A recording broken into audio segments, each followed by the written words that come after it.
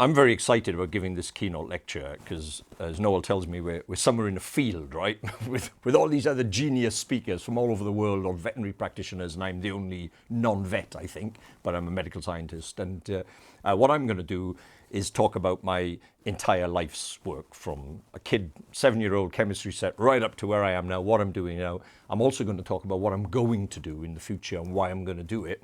But I'm going to explain to people a lot of the things I've done and successes and things I've had and failures and things that have happened. And I hope the other speakers will as well, actually. I hope they bring everyone right to the edge of their worlds, because that's what it's all about. You and the people in the audience who either spent money or time sitting there, they really want to hear you tell them something they don't know.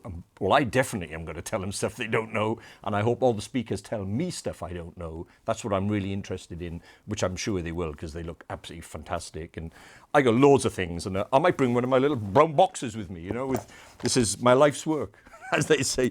No, but seriously, just stuff. This is one of the earliest things we ever did back in 1990, when we were developing the world's first lung surfactant for premature babies. And we made this from cabbages and eggs, took an enzyme from cabbages and got it to work backwards in solvents, and took an ingredient from eggs and dropped it in and made what's called a phospholipid-based lung surfactant for little premature babies.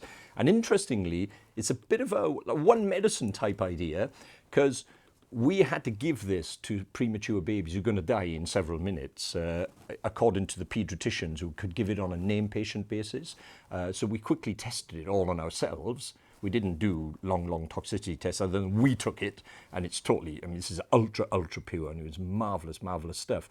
We didn't bother, there's no animals, no rats, forget all that. We went straight to the babies, because they're going to die. They were dying whilst I was talking about making this, and they were dying whilst my guys and me were making this, and they'd been dying for hundreds of years before I was even born. So, we had to get a move on, and when we had the first samples, we felt obliged to at least make them available to the pediatricians, and they did, and they gave them, and I was there when the first babies were saved, and they get one squirt down the throat, and they save for the rest of their lives. And I met them when they're 20-odd-year-old, big boys and girls, bigger than me, and they've given the rest of their life because someone squirted this white stuff down their throat and walked away, really. And that's what you do. That is bioscience. That is fantastic medical science. It's what it's all about. How we did it, why we did it, whose idea it was, where it went to after that, how much money was made, hundreds of thousands of babies saved. Doesn't matter, right? That's the big picture. But we did it. I was there with the guys who did it, and all the boys and girls. I had 69 people working on this with me at the time. Then we developed lots of other things.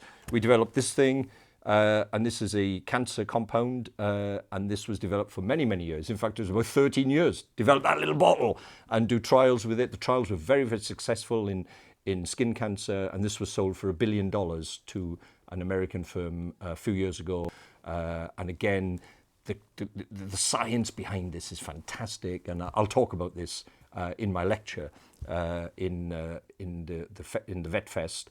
But I could go on forever, right? So all these things are in here, and you got cancer, you got respiratory, you got all sorts of stuff. But that's it. It's my life.